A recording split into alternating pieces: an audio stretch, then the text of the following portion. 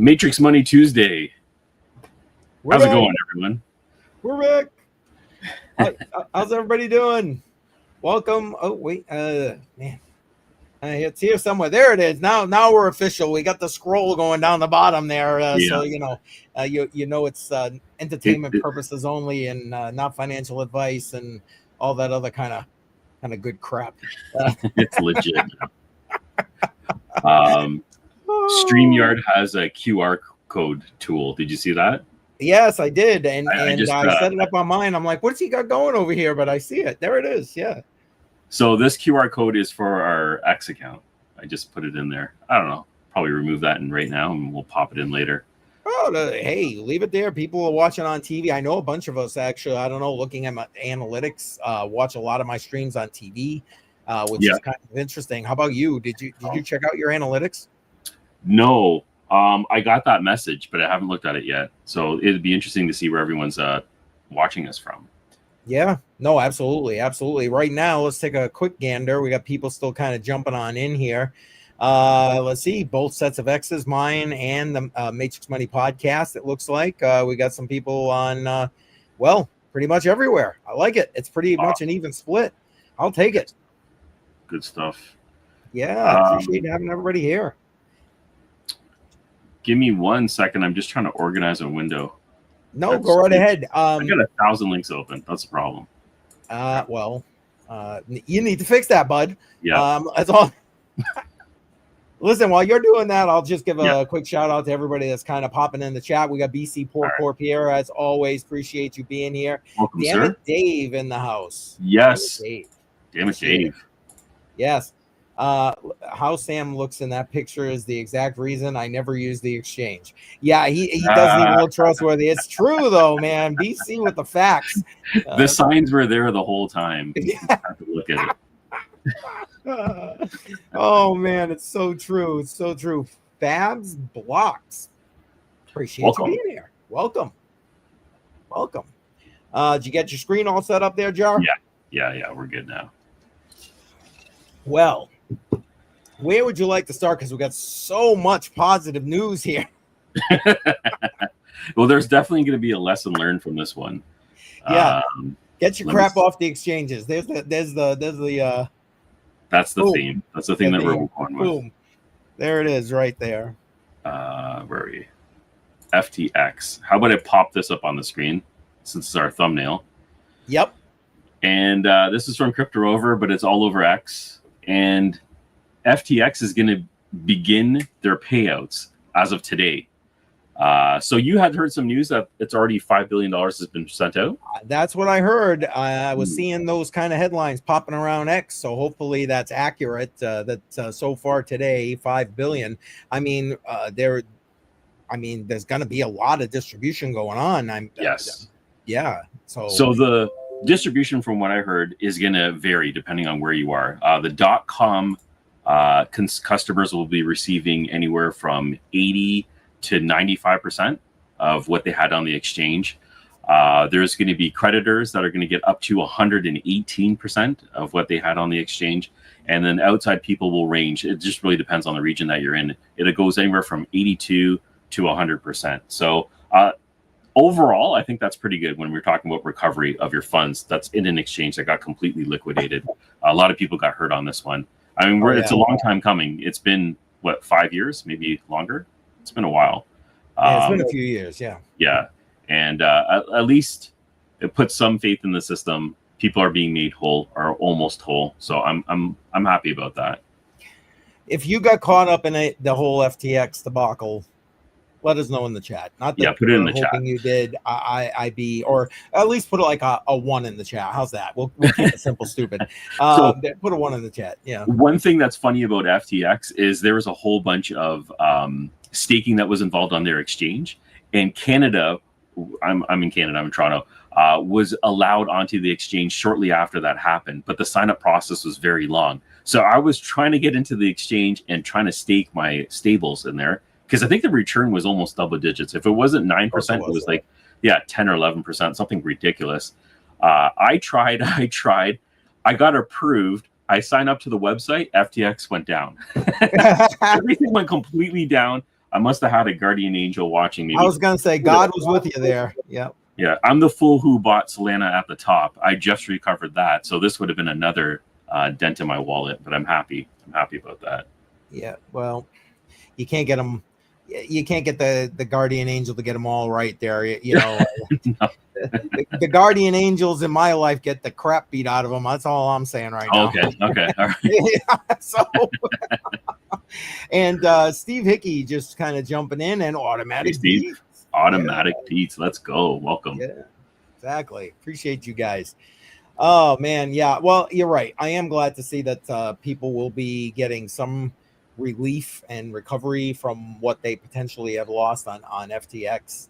Yeah. Yeah.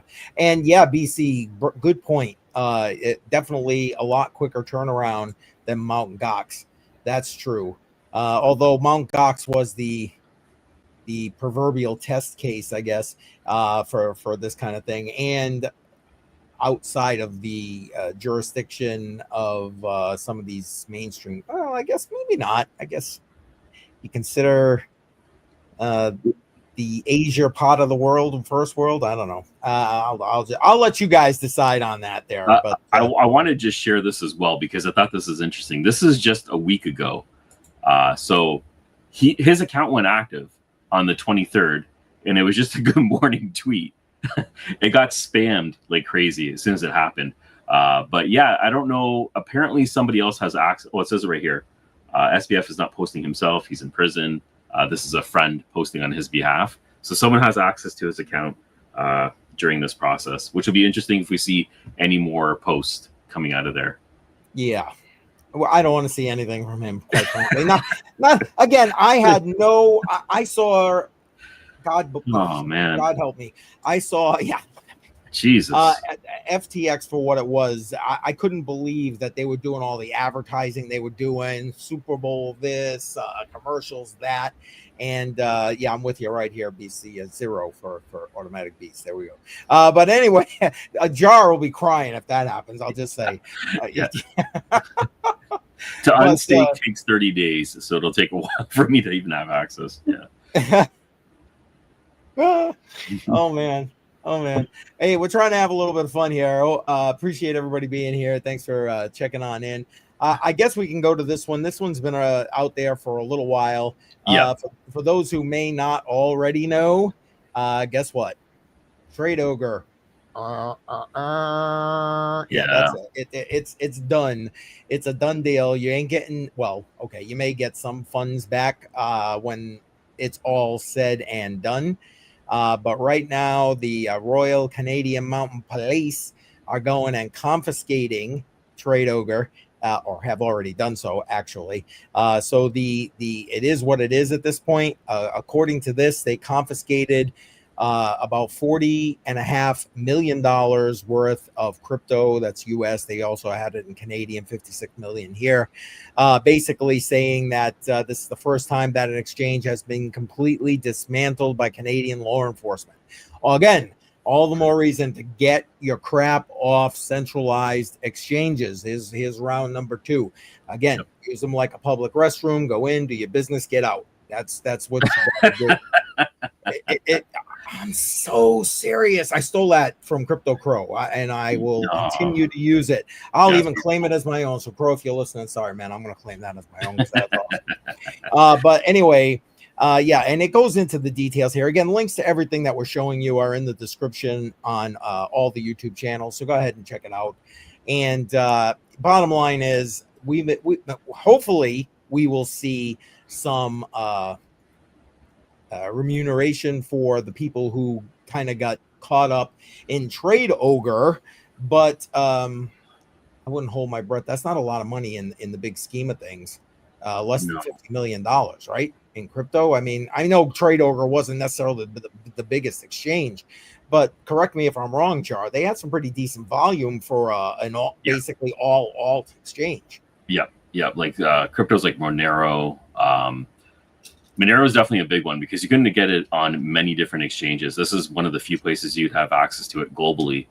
There was a lot of other startup cryptos, POW coins and everything else that's out there that would get listed on an exchange like TradeOgre.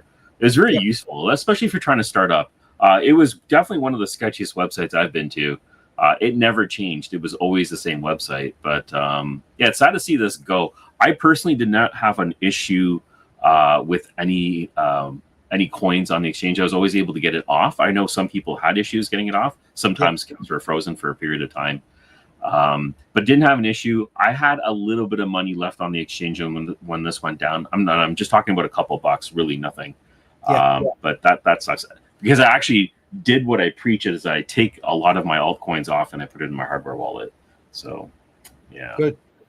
How about you? Did you have anything in TradeOgre? No, I've literally used TradeOgre like twice.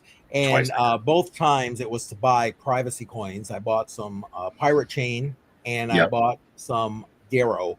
And again, that's what I preach. Use it like a restroom. I got what I needed, got it the hell off the exchange. And it's been years since I used TradeOgre. So I, again, safe on FTX front, safe on the Ogre front. So winner, chicken dinner for me. My guardian angel saved a couple of drinks. I'm just saying. Lad in the house, appreciate you being here. Yeah. Oh, here we go. Kamikadia. Oh, there it goes. Oh, Canada trashing. Oh boy. We're gonna shit all over Canada. All right. Okay. I got thick skin. It's all good. Oh man, that's so funny. It's so funny. Who else we got in here? Tech Man's in the house. Appreciate you being here. Andy in the house. Appreciate you being here. Well, thank you, Andy. And the knots thing.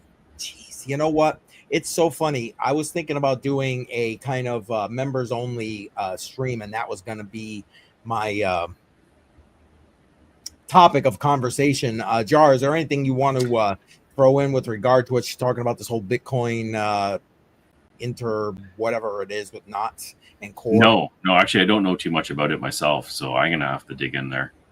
Yeah, it's there's I don't know, a lot of bull going on in there if you ask me, Andy, and I don't know enough about it in order to be able to intelligently give you a maybe 60 to 90 second synopsis of the situation beside it's going to screw Bitcoin. Bitcoin to me is one of those conservative assets. Leave it the hell alone unless you need to do something with it. Right. In my opinion, trying to look at it in a long-term mindset, in my opinion, like it was meant to be thought of. Wick's wife in the house, appreciate you being here. Thank you. I got one question for the chat. With TradeOgre going down, what's your next go-to exchange? Because we know ZegX went down recently as well. Earlier this year. There is non-KYC, which is like a twin of ZegX. There's very few exchanges out there that people can jump into, especially for those micro assets. But what exchanges are you guys using? Let me know in the comments. And I love this. Yeah, I agree, BC. It does. That's what I said the first time I heard the name. I'm like, really? Who would name their exchange that? I don't even understand. Yeah. And here we go. It's back. It's coming back around there, Jar. Oh my goodness. Oh my goodness. Yeah. Oh man. And there you go. I feel like there's a bit more to it than that, Andy, and I could be wrong. I'm not saying you're incorrect here. Matter of fact, I've heard this right here said about the whole thing going on with Bitcoin, but like I said, to me, it's like leave it the hell alone. Leave it alone. Bitcoin is its asset of its own. You don't really build anything on top of it. That's just going to slow the network down. Doesn't seem to make any sense. There's way more efficient networks out there. Solana. There's a lot of efficient networks out there that you could actually build on that have a lot more speed, a lot more efficiency, a lot more liquidity as well. Agreed. Amplifier Gaming, welcome. Yeah. Andrew, welcome. Up? Andrew's in the house. Welcome, my friend. Yes, much appreciated. Thank you. Okay. I was going to say, because I was starting to listen to some of these, video breakdowns and reading things. Hell, even just listening to Sailor, and I can't stand listening to Sailor. Man, I felt like my head was just going to go. You know what I mean? It was like, Jesus. Anyway, but again, I'm not that tech guy per se. there was something else I wanted to ask, and I can't remember, Jar. So I'll have to come back to you. I wanted to answer your question. That I know I'm not in the chat, but I'm here. For some of the altcoins now, though they don't have the breadth of them that a lot of these like TradeOgre and Zegex was great. I love Zegex. Is Blowfin. That's what I'm using now, mostly for those kind of things. Blowfin. Yep. Okay. That's an exchange. Yes. Huh. Okay. Yep. Right. And that's the one I'm using primarily. Although, I mean, and then if I have to, otherwise crypto.com. But mostly for those kind of things. I don't like trading on stuff like crypto.com. Blowfin, they're not currently, though they're centralized, not currently KYCing people. So, kind of the Zegex / TradeOgre model. So that's what I'm using. Okay. All right.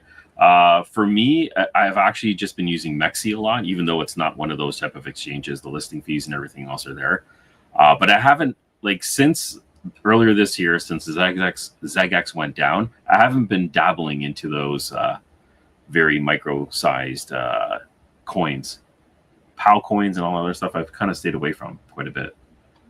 That's interesting because I know you're the guy that's doing a lot of this nodes and getting out in front of a lot of these things to get information on them. So how are you doing that effectively if you can't utilize or have an exchange that you can utilize like that? I know we're getting off topic and I apologize, but if I'm wondering, I got to believe that people in the chat might be wondering. Yeah. It's I'm not. That's really what it comes down to. Is I'm actually staying away from a lot of newer projects until they show their worth, at least a little bit, and show that they're trustworthy. Because we've seen so many micro projects just implode after the coin gets released and everything else. Liquidity falls. People take advantage of it. There's very few of them that actually make it through that first hurdle. When it comes to node projects, the node projects I'm watching right now, sad to say, but they have some sort of backing. They're not really community generated projects. They have a little bit of VC funding. They're a lot more stable when they go public and they have their TG. So those are the things I'm looking at right now. And as the market picks up, I'll start looking at the smaller projects. I just don't want to put focus where I can't put focus right now, and then people lose money. And I'm not a fan of people losing money. Facts. Now, do you see that kind of funding as a boom for the DePIN space? Because our next topic touches on the DePIN space, so let's start there. What your thoughts are about that, and then maybe we can jump right into that. Yeah, the funding in the DePIN space, majority of the time, it has some sort of VC backed, backing to it. There is actually, I'm trying to think of a project that doesn't, and nothing's coming to mind. There are a lot of small projects that are using things like Raspberry Pi devices. And they grow from that. Wingbits was one of those projects that actually started off that way, even though they were funded. They've grew and now they have their own dedicated devices. But yeah, those are really hard to find. Yep. And the main thing when it comes to DePIN is if you're going to start from scratch, you want to use something that's reusable, like a Pi device. So at least it has another purpose if this project doesn't work out. If it doesn't work out, yep. Yeah, people don't want to spend $500-600 on a one-of-a-kind device that can only be used for that one project and can't be repurposed later. So, unless it actually proves its worth, it's hard for me to do that. I get it. And Lone Wolf, welcome. Appreciate you being here. So the next thing we were going to talk about with this whole letter from the SEC regarding DoubleZero, basically a no action relief letter over their token distribution. Block. Yeah, I'm busy. Okay. So basically, the SEC's Division of Corporate Finance said it will not pursue enforcement if DoubleZero's native token transfers remain within programmatic utility-based parameters. Hester Pierce, we all love Hester Pierce, Crypto Mom, highlighted how DePIN tokens differ from traditional fundraising transactions under the Howey test. So basically, I mean, that synopsis in a nutshell summarizes what this whole letter is from the SEC. If you want to read this whole article in detail, again, links are in the description. But I don't know. I think that's good news for the crypto space as a crypto space in general, Yep. deep in space as a whole, and obviously for this Solana-based DoubleZero, winner chicken dinner for them, obviously. Right? Yeah. I mean, I'm just zipping down the comments. I don't know if you saw this. I know it's off topic here, but if you wanted to answer that to, I know Amplifier Gaming's here all the time. I hate not answering questions if we can. That's the question I'm going to answer. That's a you question. Yeah. So as a home miner, this one's out of the question. The proto rig, the power consumption is off the charts. It's something I could not do at home. It would something that if you have the money to purchase it, I would use a hosting service like Terra and have it hosted over there. We at the Node Factory are looking at this one very closely for the release of it, because we do want to offer shares for people who can't afford the whole thing and that would like to have a portion of it. So that will be something that we offer at the Node Factory. We also have to see when it actually comes out, because it was supposed to come out, I believe, at the end of Q4 this year, and now it's Q1 of next year. So I don't know if that'll continually get pushed. But I like it. It's profitable. It's very profitable. But the difficulty, I don't know if you've been watching the difficulty of Bitcoin, but that is just skyrocketing. It's constantly. Oh, yeah. It's like hard and up to up. Yeah, it's like almost a straight vertical line. So you throw some proto rigs out there with their hash rate, and that's just going to catapult it to another level. So it'll be interesting to see where that goes. Yep. And Melissa just joined us. Appreciate you being here, Melissa. Welcome. Let's see. I'm just zipping through real quick. Everybody saying hi to Melissa because Melissa's awesome. Melissa's awesome. Brings the good vibes. She always brings the good vibes. See? And what did I say? Hope everybody's having a good day. See, what did I tell you? She always bringing those good vibes. I love it. Let's see. Just zipping through, trying to catch up here. I wonder if there's going to be, what's that Amplifier saying? I wonder if there's going to be many hosting companies accepting the proto rig. Yeah, that's to be seen. So we're looking for a host right now to handle that, as well as Bitmain has a hydro immersive miner that they're releasing at the same time, roughly around the same time. So trying to find a proper, reliable host for that is going to be another thing. So we're looking into both. But it seems like on paper, it seems like a great miner. Okay. Fair enough. And that about kind of sums up what we had to talk about. Appreciate you guys throwing in all of your questions into the chat, because, we like that. It helps to engage. I really do like it. What's futures? Oh, I hate that part of the conversation. Okay. Because they were talking about perps and stuff. Okay. Jar, I'm going to ask because, we're here and it's with you. Any updates? You just mentioned the Node Factory a few minutes ago. Any updates with the Node Factory? Anything new coming down the pike? Anything like that? Well, those are the Bitcoin miners that we're looking at right now. We're looking for something with at least a reasonable APY. They're all plummeting so quickly that it's not really worth having a new offering. So we're watching mining projects, ASICs specifically, what we want to introduce. The proto rig, the new Bitmain hydro immersive miner is something that we're looking at offering as well when it gets released. So that's not happening until the beginning of next year. What we're looking at later this year would be DPIN shares. If anyone's been watching some of my YouTube shorts, you can see that I've bought some fractals, and these are shares of different projects that's being offered by fractals.fun. That's the website. And I thought it was exclusively going to be XNet, but they've also got partnerships going on with GeoNet and Helium, and they're offering shares for access points around the world that have pretty reasonable returns. You're definitely going to break even. Is it going to be profitable? That's to be seen. I'm about to close off some of the shares that I have right now, so I'll see if I'm making a profit on that. But if we are able to arrange something with Fractals, we're going to be offering something exclusive to the Node Factory, and that'll be something interesting. But again, crypto's in a weird space right now because Bitcoin has touched all-time highs and Solana's up there, but it's so fragmented. It's not like the entire group is growing. It's just portions, right? It's definitely different this year, or this cycle, I should say. I agree. And K Diggity in the house, appreciate you being here. Yes, appreciate you. What's Amplifier saying? You're looking at going? Yes. Yeah, we are looking at it right now. Again, the release of this miner will happen later in the year or beginning of next year. Our number one problem right now is finding a reliable host that does immersion mining. So that's going to be one of it. We want to diversify the back end as much as possible, and we are always looking for reliable hosts. We've partnered up with 3 great ones so far, and we want to continue that, but we still want to split it up to make sure our customers' assets are safe. Facts. And Jay Violet checking in from down under. Yes, good morning to you. Get that coffee brewing. Yeah, appreciate that. Yeah, that would be awesome. Yeah, I love the whole idea of the Node Factory. It's gonna be great. You know, one more Node Factory question, if you'll be good enough to indulge me. Yes. I know when we first started talking about the Node Factory and here and in that interview that I kind of did that I put out for people who are interested, you mentioned something about potentially looking for other and better price points with regard to energy. Yes.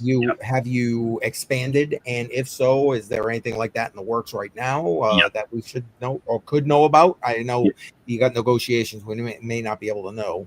We have a few that are ongoing right now. Actually, BC Port Corp had provided one of the contacts that we're supposed to be reaching out to later this year. Oh, you did reach out to Buck. We have an initial conversation that's going to get started there. So nothing really to work on just yet. But yeah, we are looking at more hosts, especially if we're going to be bringing more Bitcoin miners on. We don't want it all in one cluster. So splitting it up is definitely going to be our biggest adventure coming up. Yep. I'm glad to hear that. And Techman's asking something I've asked before with regard to I'm assuming the Terra hosting is what he means. Yep. Yeah, that's one of the people that we use on the back end is Terra hosting. So Hawk's amazing. I work with him all the time when we're deploying new miners. Completely transparent. I love that part. And he's also trying to help us make sure that we get the best possible price for our customers. So we don't really mark up our miners itself. What we do have is a 10% management fee that goes on the rewards that we take our profit from. So we try to keep the cost as low as possible and try to keep it operational. It should be a little bit profitable, but we're trying to give our customers an edge, especially in this game, in the mining game. That's not something easy to do. Right. Now, is it still much more profitable right now? Because I know you had a bunch of different nodes going on, as well as the ASICs. Are you seeing a huge difference, a disparity in the profitability? Yeah, so there's a lot of projects that got crushed in general. Majority of the projects got crushed, down 50, 60, 70%. So they're still turning out rewards, and we're still collecting them. People are mostly holding them in their wallets. They're not actually withdrawing them, and that's probably because it's not really worth to do it right now. Transaction fees and everything else. Yep. Again, we have to wait to see when the altcoin season actually starts, and will these projects pick up? Because I think that's what most people are waiting for. They're the altcoin season starts. If we that's a good one. Yeah, if we even have an altcoin season, will these projects pick up and will it be profitable? I don't know, but we're giving them the chance by hosting them there, so we'll figure it out when it happens. Yeah, I mean, why not let them run and grab some rewards out of it? I mean, that's Andy's got a question for you here. Yep. How far off are we from economically stable hot tub? I can see where her mind is going right now. I would love a hot tub powered by a Bitcoin miner. I don't think we're going to be that far off at the rate that we're going right now, especially with things like the proto rig and how much power it's consuming. I've heard people heating their homes easily with Bitcoin miners in the winter. So, yeah, that would be nice. That would be nice. It would, yeah, Terra hosting. Hawk is great. Hawk is great. Terra hosting's awesome. I love them. Yeah, they're great guys. And I'll tell you what. Speaking of this, and yes, Tech Man, because for those who know, every Friday night, 7 p.m. Eastern, I have Crypto on the Rocks, right? Well, Hawk just like randomly showed up one night, which was great. It was awesome to have him there. I mean, he wasn't there long. He was there for like a half an hour, 45 minutes or something, but it was really good. I reached out to everybody because we got the 100th episode coming up. Well, not everybody. I got one more person to ask. But anyway, a lot of people, and Hawk did reply and said he's going to try and make it. So I just sent them the link to come on in and join today. So I'm hoping that he'll be there for that. Awesome. That's a misnomer. Okay, it looks like conversation all set in the house. Appreciate you being here. I'm just looking because if we got other questions, why not? There's a what? There is a Bitcoin, Bitcoin coffee heater. I seen that. It's like a little, basically like a coaster, and you can put your mug on it, and it keeps it warm. Basically like an ember mug, but not really an ember mug. It's a coaster heater, so it's interesting. But yeah, I think it was a Hobbyist. I think Hobbyist has one. I don't even know if it was real, because when I looked at it, it was questionable. I thought maybe it was AI, but maybe it's a real thing. And well, yeah, these days you can't even tell, can you? I mean, it's like no. And Chuck Danger's in the house. Appreciate you being here, Chuck Danger. Welcome. Yes. Although we are going to be wrapping up pretty soon, but I still appreciate you coming in, hitting that like button. You know the drill. And yeah, they're talking about the YubiKey. We just did a YubiKey. Thank you to BC Port Corp giveaway the last 2 weeks on Hodl the Line. And Jay Vila, who's in the chat here, won last night. And nice. So it's on its way to her. Yeah. I love YubiKeys. Love them. Me too. Me too. Yeah. Excellent pass phrase tools. No. Okay. Never mind. That's okay. So let's update you guys. Next week on Tuesday, Jar is on vacay. I'm on vacation. I need it. Yeah, we won't be here next week. What the hell is a YubiKey? Here, it's this. Can we see that? It's I can sort of see it. The security device. You plug it into your computer, or it's also, you can use it to like help me with the NFC. If it's NFC, you got one that's NFC enabled. Think two-factor authentication. So it's an encrypted layer of security that usually requires some sort of physical interaction in order for you to transact. So it's very useful. Some wallets actually have that ability as well. So that's a interesting thing. So you can get a multi-purpose. Great. Yeah, it's absolutely great. I use it for just about everything. It's just awesome. I've been using my one key crypto wallet. That's why I was going to mention it. I was going to say, go ahead, talk about that. Yeah, so it's useful because it has FIDO2 built into it. I was just looking at it. This is the classic, right over here. No, I'll bring you up full screen so everybody can see it. Let me just see, so it's not reflecting. This is the one key classic. It has FIDO2 enabled in it, so it can not only just be used as a wallet, but it can be used as a FA2 device. Am I saying that right? 2FA. Yeah, I'm dyslexic. Anyways, yeah, so it's multi-purpose. And I've been testing it out for the last 2 weeks, flawlessly working. Just put in your PIN, you authorize it, and it automatically works. Especially with social media accounts, having 2FA is really important. Oh, heck yeah. So, yeah, that's what I've been using. And if you're using centralized exchanges, pretty much they all do them now. Yes. Use your 2FA, man. Absolutely. 2FA almost required almost everywhere now to use it. So, why not double down? And Jar, you did an entire video on that one key, right? Yeah, I did. I have the one key Classic and the one key Pro. I'm using the Pro more often just because I like the display. It's a lot clearer to read. There's also discount codes in that video if anyone is interested in getting it. But yeah, it's a great hardware wallet. I use that as part of my arsenal of security because I'm also using a Tangent wallet in the back end. I love the Tangent wallet. That's an excellent hardware wallet. And I also have a SuckUX wallet that I use sometimes, not as often. But those are basically like the top three that I'm using right now. Yep. Yeah. Yep. Well, why don't we start wrapping up? What else you got going on? And that way everybody knows so they can tune in. So on my end, I have this wonderful device over here. This is the Solana Seeker. It's a phone, it's a wallet, it's a few different things. So I've been updating. I've been putting out updates almost weekly for the Solana Seeker phone because there's supposed to be airdrops. So the first phone that came out was called the Saga. And with the airdrops alone, people were making over $1,000. Now, I wasn't expecting the same results with this, with airdrops and everything else. I was expecting at least something. And if you pre-ordered it in the summer of last year, you did get a sizable airdrop. If you had cashed it out when you received it, I think people were getting anywhere between $500 to $600 worth, which would offset the cost of this. But they have something called Seeker Season, and they've been releasing new and innovative apps that have been coming along with it. Nothing that's shocking or blowing my mind. But there's supposed to be some sizable airdrops that will happen down the road. So I'm keeping an eye on that. And before I go on vacation, I'm going to be dropping an update about that, as well as a new gaming device that Solana also released, which is called the Solana Play. And it looks like a Game Boy, which is going to be, they're creating their own little gaming ecosystem out of that. So it's pretty cool. And those are the videos I'll be dropping, hopefully this week before I go on vacation. Yeah. What about you, CCM? What do you got? Well, I want to just throw this question at you real quick, and then I'll tell everybody, because I don't have the answer to this, but you might know. Are you familiar with that? It's not going to be GPU mineable?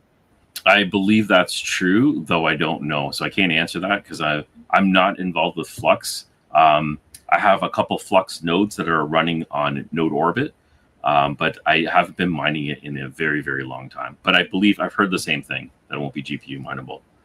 Okay. All right. Fair enough. Yeah. So for me on my channel, tomorrow morning, 11 a.m. Eastern time, Joe, Trade Intuition, and I will be live. We'll be going through our midweek check-in. We'll obviously give you some updates on the government shutdown that, is technically still looming. I'm using my air quotes there. But it looks like it's going to be a done deal. It's going to happen is what it looks like. So, stay tuned for that. But we got some other things we're going to go over with you tomorrow as well beside that. Yeah. Awesome. And then Friday night, again, Crypto on the Rocks, 7 p.m. Eastern time. We're heading toward, like I said, that 100th episode, which is I already kind of got it out there. I'm starting to pepper out those social media posts about it to give everybody the heads up. I'm hoping we can get a real big night that night and just have a good old time. That's gonna be great. That's great. Yeah, I'm looking forward to it. But in the meantime, this Friday, 7 p.m. Eastern time, and this coming Sunday, 7 p.m. Eastern time, right after Billy Goat Tales, we've got the next installment in my educational series for those new to the space.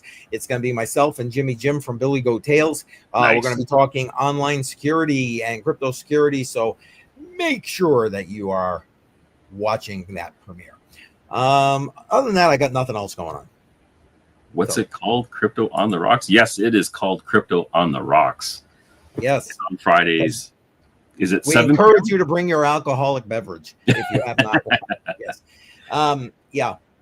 The conversation is about crypto most of the time, right? Okay, let's put it this way. It usually starts out there. Where it goes, honestly, that's I'll tell you what. Crypto on the Rocks. Think of Crypto on the Rocks like sitting around a campfire with all your buds, cracking open a beer and just shooting the crap about whatever happens and where the conversation goes. That's kind of the way we do it. It's one of the few live streams I don't really structure very much unless I'm doing some kind of giveaway or something like that. But you should come. It's a good time. We have a laugh, a drink, maybe 10. Yeah. And then we go from there. You're not old enough? No. Okay. Well, okay. Well, I'm not trying to contribute to the delinquency of any minors.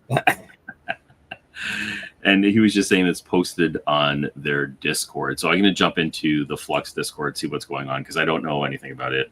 I've heard a few things, but I definitely like to confirm what they're doing over there. Okay.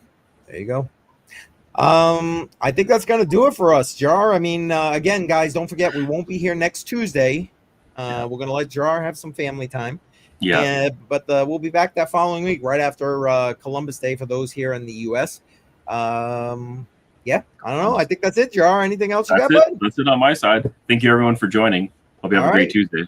Take care. Have a good night, everybody. Thanks.